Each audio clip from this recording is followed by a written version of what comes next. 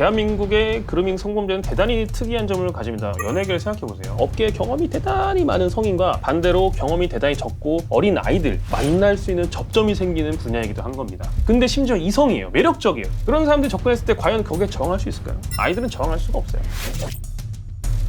오늘은 조금 생소한 주제에 대해서 얘기를 좀 해보려고 합니다. 바로 그루밍 성범죄라는 주제인데요. 사실은요, 너무나도 많이 쓰고 익숙한 단어 중에 그루밍하고 대단히 비슷한 단어가 있습니다. 바로 가스라이팅이라는 단어예요. 가스라이팅의 어원은 극작가 패트릭 해밀턴이라는 사람이 쓴 희곡에서 가스라이트라는 단어를 처음 사용합니다. 등에다가 불을 붙인다, 뭐 이런 표현인데 이게 대체 무슨 의미냐? 매우 뛰어난 설득력으로 상대방의 마음에 의심을 불러일으키고 현실 감각 그리고 판단력을 잃게 해가지고 상대를 지배하는 것, 우리가 이런 거를 가스라이팅이라고 표현을 합니다. 그루밍은 사실 그 말의 어원을 살펴보면 좀 달라요. 우리가 옛날에는 말을 타고 다녔잖아요. 거기 보면 마부가 있습니다. 마부들이 말을 어떻게 하냐면은 말 쓰다듬어 주고 당근도 주고 건초도 주고, 그러다 보니까 마부들이 굉장히 말에 애착이 심했어요. 그럼 말이 콧줄에도 끼고 고삐도 메고 고통도 받는데 마부들을 대단히 잘 따라요. 그래서 그걸 보면서 말이 참 마부를 잘 따른다 해서 나온 말이 그루밍입니다. 가스라이팅하고 그루밍 차이는 뭐냐면요, 좀 더 부정적인 에너지를 상대방에 주입하는 거예요. 너는 부족해, 너는 못생겨서 멍청해, 그러니까 내 말을 듣고 해야 돼, 그러니까 나한테 복종해 라는 것이 가스라이팅이라고 한다면, 그루밍은 그와 좀 다릅니다. 일단은 굉장히 포지티브한 에너지를 시작을 합니다. 호의로서 시작이 돼요. 뭔가를 해주겠다, 도와주겠다, 나한테 의지해라, 난 네 옆에 있어줄게, 너가 원하는 게 뭐야? 관심을 가져주고 굉장히 그 사람을 도와주려는 것으로 시작을 하는 것이 차이가 있어요. 상대가 나를 신뢰하게 만드는 것을 상대방에 대한 비난이나 강한 억압보다는 호감으로써 형성한다는 것이 그루밍의 특징이죠. 고객분들한테 그루밍 성범죄를 설명할 때 제가 뭐라고 표현하냐면 바로 감정적인 유혹이다라는 표현을 씁니다. 상대방이 제공하는 호의가 나에겐 달콤하게 느껴집니다. 나도 모르게 상대방의 교묘한 끌림에 이끌리게 되고 나도 모르게 점점 그 사람을 찾아가게 되는, 그것이 그루밍의 특징이에요. 그래서 그루밍 성범죄 같은 경우는 그게 성범죄로 이어질 때 내가 실제로 착취를 당하는 그 순간이 돼도 내가 범죄를 당하고 있다는 걸 인지 못하는 경우가 대단히 많습니다. 그래서 그루밍 성범죄는 실제로 범죄가 발각되는 데까지 굉장히 많은 시간이 걸립니다. 그러다 보니까 그루밍 성범죄에 대단한 특징이 있어요. 피해자가요, 약자인 경우가 많아요. 즉 미성년자, 아직 정신적으로 완전히 성숙이 되지 않은 아동 청소년이 대상이 되는 경우가 대단히 많다. 또는 현재의 취약한 상황이 발생한 사람, 감정적으로 문제가 있는 사람, 예를 들어서 연인하고 헤어졌어요. 그런 사람들의 마음을 틈타고 들어가는 경우, 아니면 내가 재정적 문제로 대단히 어려운 상황 때문에 내가 불안하고 힘들다, 그런 사람들의 심리를 노린 경우가 대단히 많습니다. 하지만 그 중에서 또 가장 많은 그루밍 성범죄는 바로 아동 청소년을 상대로 하는 게 제일 많습니다. 그래서 오늘은 좀 그 미성년자 상대 그루밍 성범죄를 좀 더 구체적으로 살펴볼 거예요. 단계별로 특징이 있습니다. 총 6단계 정도로 단계를 나눠볼 수가 있는데요. 바로 그 첫 단계는요, 가해자가 피해자를 선별하는 단계가 있다는 겁니다. 즉 아무나 범행 대상을 삼지 않는다는 거예요. 피해자의 욕구를 파악합니다. 이 사람이 뭘 바라고 있는지, 어떤 것이 부족한지를 파악하기 시작해요. 특히 관심사, 종교, 성적 호기심, 취미, 이런 것들을 파악하기 시작을 해요. 이 사람은 내가 뭔가 제공해주면 쉽게 넘어오겠구나 하는 사람들을 범행 대상으로 찾기를 시작합니다. 또 거기다가 혹시 이 사람의 취약점, 외로움, 가족들의 방임, 빈곤함, 이런 것들을 추가로 확인을 하죠. 두 번째 단계, 친분 쌓기입니다. 가해자들은요, 이렇게 피해자의 특성을 파악하고 난 이후부터는 피해자들에게 다가서면서 점차적으로 호감을 쌓기를 시작해요. 이따가 말씀드리겠지만 이 피해자와 가해자가요, 공통의 관심사라든지 공통의 직업군, 같은 종교가 겹쳐 있는 경우가 대단히 많아요. 나중에 그런 사례들을 소개를 드리겠습니다. 자, 세 번째 단계는 충족이에요. 호감을 샀으면 이제 그 욕구를 이뤄주기 시작합니다. 가난한 사람한테는요, 물질적인 욕구를 충족을 시켜줍니다. 반대로 내가 너무 유명해지고 싶어, 이런 사람에게는요, 기회를 주려고 하고, 인정 욕구가 강한 아이한테는 칭찬을 해줍니다. 성적 호기심이 있는 아이한테는 성적인 욕구를 간접적으로 충족을 시켜주는 것도 이 단계에서 일어나곤 합니다. 가해자가 계획을 짜고 접근하면은 넘어가지 않기가 쉽지 않죠. 자, 네 번째 단계는 고립입니다. 주로 사용하는 말이에요. 이거는 너랑 나 둘만의 비밀이야. 어디에서 절대 얘기하지 마라. 아저씨랑 비밀 친구할래? 가해자와 피해자 사이에서 비밀을 만들고 피해자가 가해자에게 온전히 의지하게 만드는 거죠. 다섯 번째 단계에서는 이제 드디어 가해자가 본색을 드러내기 시작합니다. 본인의 성적 만족을 충족시키는 행위를 하는 것인데요. 이 다섯 번째 단계는 또 특이하게도 그 안에서 단계가 있어요. 왜냐면은 미성년자 아이들도 경계심이 있기 때문에요. 그걸 단계적으로 경계심을 허물어 나갑니다. 그래서 처음에는요, 야한 농담을 주고받거나 포르노를 보여준다든지 아이들에게 주입을 시키는 거예요. 관계가 깊어지면 이렇게 하는 거야. 다들 이러고 살아. 야, 남녀간에 원래 성관계는 자연스러운 거야. 절대 이상한 행위하는 게 아니야. 너가 이걸 배움으로써 어른이 되는 거야. 성숙해지는 거야. 라는 말을 반복적으로 하기 시작합니다. 그러면서 점차적으로 비정상과 정상을 구분하지 못하게 만듭니다. 자, 이제 마지막 단계입니다. 바로 통제 단계가 남아있는데요. 피해자가 완전히 가해자에게 성적으로 복종하기 시작하면 그때부터 가해자는 피해자를 통제하면서 자신의 범행이 외부로 드러나지 않도록 완벽한 통제를 시도를 합니다. 여기서 또 사용되는 수단이 있는데요. 만일 피해자가 이거 뭔가 이상한데? 나 더 이상 하기 싫어요. 거부 반응을 보이면 지금까지 줬던 모든 욕구의 충족을 중단시킵니다. 돈을 주다가 돈을 끊는다든지, 갑자기 친절했던 상대방이 공격적으로 돌변한다든지, 종교적으로 의지했던 사람들에게 종교적 심리를 흔든다든지, 이런 것들이 이 단계에서 일어나는데요. 아까 말씀드렸듯이 고립 단계가 있었죠. 이런 상대방의 통제 행위가 들어오게 되면 대응을 할 수 없게 됩니다. 그리고 그걸 또 각인을 시켜요. 너는 내가 없으면 더 이상 이 상황에서 너를 구해줄 사람이 없어. 오로지 나만 너를 완성할 수 있어. 그런 식의 심리적 지배가 들어간 단계가 바로 마지막 통제 단계. 자, 그럼 단계별 특징을 알아봤는데 그럼 대상자 특징도 있어요. 그루밍 성범죄 가해자는요, 대단히 사회적으로 훌륭한 사람이 많아요. 대단히 인품이 좋고 대단히 호감형으로 여겨진 경우가 많다는 거예요. 어떻게 이 사람이 그랬어? 아니, 이 사람이 그런 범죄를 저질렀단 말이야? 그러다 보니까 피해자들도 그 사람을 너무 우러러보는 경우가 많습니다. 아, 정말 저 사람 훌륭한 사람이라고, 배울 게 너무 많은 사람이라고 하면서 우상화하고 있는 경우가 대단히 많아요. 심지어 아이들의 보호자도 이 사람이 나쁜 사람의 생각을 전혀 못합니다. 제가 겪었던 그루밍 사건들은 가해자가 정말 카리스마 있어요. 일반인들은요, 그 그루밍 성범죄를 하시는 분들과 1대1 대면하면 말도 잘 못해요. 말이 너무 유려하고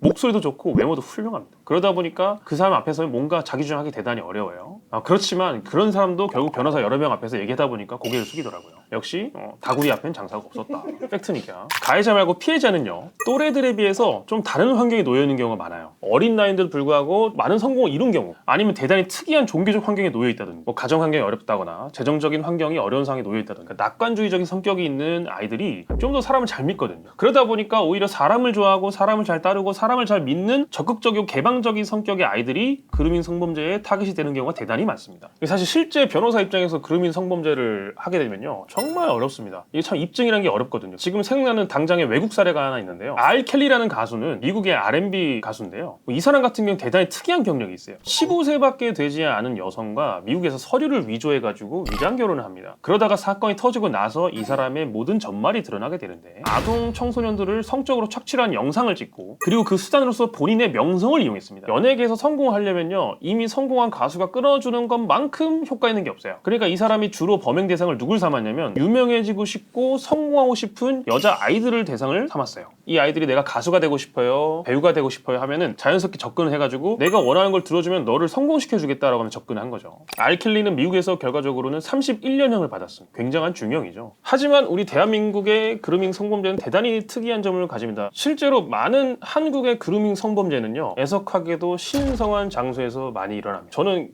일단 기독교임을 먼저 밝힙니다. 저는 어떤 종교에 대해서도 편향성이 없고요. 대단히 많은 종교시설에서 그루밍 성범죄가 발생을 많이 합니다. 사실은 어떻게 보면 종교라는 게 사람의 심리를 흔들기 좋은 수단이거든요. 너가 잘못했을 때 인과응보, 지옥에 가고 천국에 가고, 그러다 보니까 조금 더 성실하고 자기 객관화가 잘 된 친구일수록 오히려 종교적인 신념 때문에 종교적 지도자의 요구를 따르는 경우가 많아요. 특히 제가 경험한 그루밍 성범죄 또한 아쉽게도 종교단체에서 일어난 그루밍 성범죄였습니다. 그루밍 성범죄를 제가 직접 경험해보니 대단히 끔찍했던 건 뭐냐면, 피해자들이 그리고 보호자들이 내가 피해자가 됐다는 사실에 대한 인식이 대단히 떨어져요. 그러니까 정말로 수사기관이 범죄를 당한 것입니다라고 설명을 하고 현실을 인식한 데까지 대단히 오랜 시간이 걸렸어요. 그래서 그게 밝혀지고 나서도 정말로 내가 피해를 당한 건가? 혹시 저분이 억울하게 수사기관한테 지금 당하고 있는 거 아니야? 이런 생각을 하는 경우도 있습니다. 입증이 대단히 어려운 그루밍 성범죄에서 그 사건을 승리로 이끌 수 있었던 것은 보호자의 조력이었어요. 수사가 이루어지고 있다는 걸 숨기고 피해자와 가해자가 단둘이 있는 상황을 많이 연출을 했어요. 그래서 녹음기를 들고 가서 보호자가 없고 아무도 없는 상태, 가해자가 방심을 한 그 순간이죠. 가해자가 피해자가 단둘이 있는 그 순간에 녹음 자료가 나오게 되자 가해자의 추악한 면이 드디어 드러나게 된 것입니다. 근데 이게 너무 웃긴 게 입증이 어렵다 했잖아요. 대단히 유명한 사례가 있었어요. 이건 판례가 됐기 때문에 말할 수가 있는데, 그 40대 연예기획사 대표님이 여자 중학생과 교제를 해서 임신까지 하고 그런 이슈가 있었는데도 불구하고 이 사건이 결과적으로 대법원에서 무죄가 나왔습니다.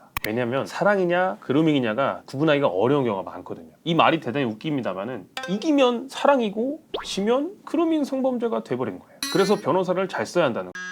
근데 연예기획사 대표가 있기 때문에 좀 그런 것도 있는 거예요. 왜냐면요, 연예계를 생각해보세요. 연예계는 미성년자가 활동하는 분야 중 하나예요. 그러니까 아이돌을 생각해 보세요. 중학생 아이돌이 있어요. 그러니까 이게 크게 보면 미성년자에 대한 성적 상품화가 이루어지고 있다는 거죠. 그리고 그거를 모든 사람들이 소비하고 있으니까 용인하고 있는 거예요. 그러다 보니까 청소년의 성이라는 게 대단히 보호의 대상이 됨에도 불구하고 문화 예술로서 소비될 수 있는 시장, 그것이 연예계다 어떻게 보면은. 그런 환경에서는요, 업계의 경험이 대단히 많은 성인과 반대로 경험이 대단히 적고 어린 아이들 만날 수 있는 접점이 생기는 분야이기도 한 겁니다. 연예기획사 대표 얘기를 했었잖아요. 아까 경험이 많은 연예기획사 대표가 여자 중학생하고 그 사람의 커리어를 얘기할 수 있는 환경이 됐던 거죠. 연예계라는 특성 때문에. 그리고 또 어때요? 아까 제가 단계별로 설명했었잖아요. 공통된 관심사가 있으면은 가해자가 피해자를 그루밍하기가 더 쉽다고 했잖아요. 같은 분야인 거예요. 연기면 연기, 노래면 노래. 그 아이 입장에선 대선배님이거든요. 이미 마음속에 우상이에요. 근데 심지어 이성이에요. 매력적이에요. 잘생겼어요. 키도 크고. 성격도 좋아요. 그런 사람들이 접근했을 때 과연 거기에 저항할 수 있을까요? 아이들은 저항할 수가 없어요. 거기서 나쁜 마음을 먹었다고 하면은 그걸 저항할 수 있는 아이들이 대단히 드물 거예요. 또 연예계 생각해보세요. 얼마나 고립적이고 얼마나 고독합니까? 연예계가, 그죠? 화려한 무대와 화려한 조명 속에서 살아가긴 하지만 사람들이 내가 누군지 다 아니까 오히려 자유롭게 놀 수가 없어요, 아이들이.